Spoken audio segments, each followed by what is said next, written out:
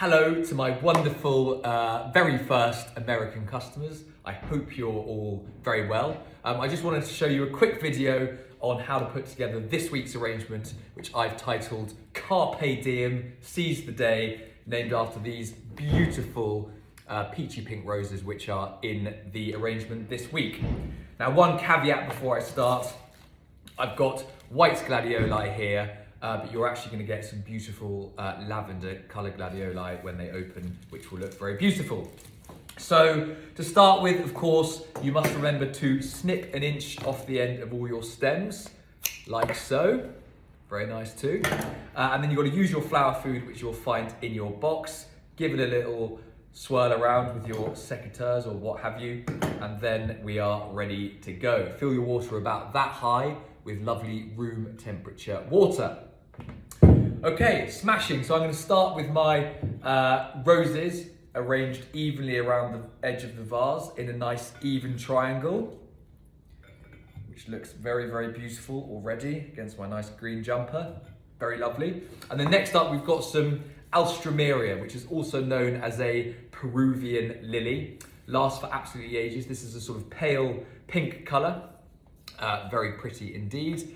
And we're going to fill the gaps with our Alstroemeria in the gaps left by the roses. So there we go. That looks very pretty indeed.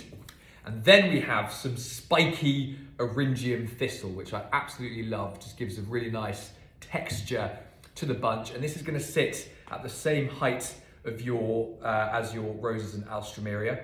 And what I love about it is sort of really shimmering bluey colour, which is just great. And then we want to face your Eryngium opposite each other, just kind of adding to the stem grid. So what I like to call this is a structural stem grid. And it's kind of a fundamental for flower arranging and just provides a really supportive structure for your taller flowers in the middle to stand up in. So there we go.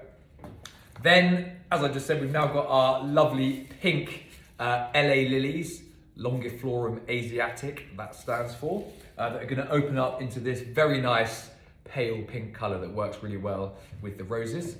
And using the stem grid for support, I can now stand them upright in the middle like so. And that's very satisfying indeed. You just look over the top, you can find a nice little gap to put them in, and in they go.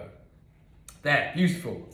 And then I have my lovely gladioli, which, like I said, will be lavender in colour. And I'm going to create an even triangle with them, just kind of in and around the lilies. And they're going to sit a little bit, or stand, should I say, a little bit taller than your lilies. There we go. So they'll stand up quite nicely, again, using the stem grid. And I love this nice layering effect we're getting. We've got the shorter roses, Eryngium and Alstroemeria around the bottom, then slightly taller lilies, then an even taller set of gladioli. There we go. And then we finish off with this rather magnificent stem called Green Bell, or Lepidium, actually, as you guys call it in the US. Very floaty, very pretty. It's actually used in Chinese medicine. They whack it in tea, so that's very nice. And it's a lovely stem to arrange with. I find it very, very calming. And you just add it to the middle of the bunch. You've got two nice stems of it. Add it to the middle.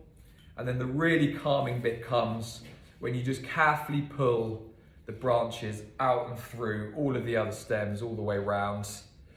You want to get some kind of a bit higher up, some a bit lower down in the arrangement.